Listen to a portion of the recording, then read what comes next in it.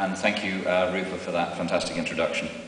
I think the first thing I'd like to do is thank our generous sponsors and Rupa and her family and team for putting on this event.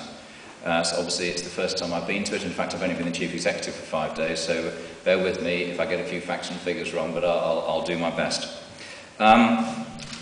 It might be worthwhile just thinking about what Loros is. It's a charity. It was established by the people of Leicestershire and Rutland over 20 years ago, in fact nearly 30 years ago now, and it is for the benefit of everyone in Leicestershire and Rutland, regardless of gender, race or creed.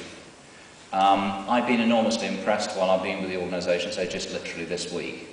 Now, what do we aim to do? We aim to provide hospice care. As you know, there's a hospice very close by here, and other related services for people, for adults in the communities of Leicestershire and Rutland, for adults who have terminal illness, often cancer, and to support their families through what obviously is a very difficult period. I have to say I've been incredibly impressed by the 300 staff we have and more than 800 regular volunteers, including people like Rupa, who give their time to do what we do, and that's absolutely terrific. Because we're a charity, obviously we have to raise money to provide those services. Now, we do get a grant from the National Health Service, but it only accounts for something like 30% of our annual expenditure of £7 or £8 million. So we rely on support from the local community to raise over £4 million a year just to pay for our running costs. And that's our staff, the medicines we give to our patients, etc. We do that through a number of different means. We have about 18 shops around the counties. We have a lottery. We have fundraising events like this. We have legacies from people and just cash donations. So it's a whole series of things that we put together to raise that money, and that is the only way that we can provide the services that we do provide.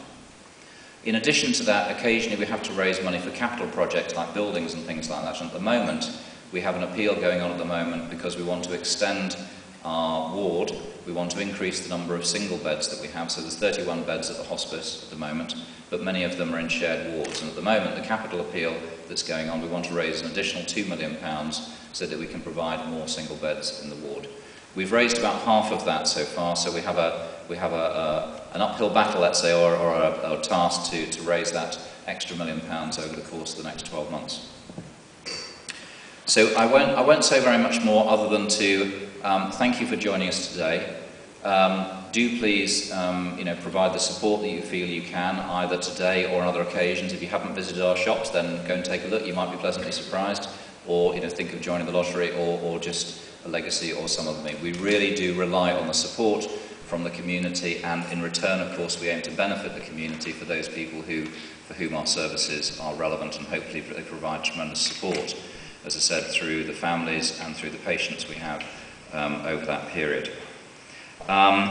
So I think I'll stop there. If any of you want to ask any questions about Loros, please feel free to do so during the course of the afternoon. But as I say, thank you very much indeed for your support, and myself and my wife Catherine are really looking forward to the event. Namaste.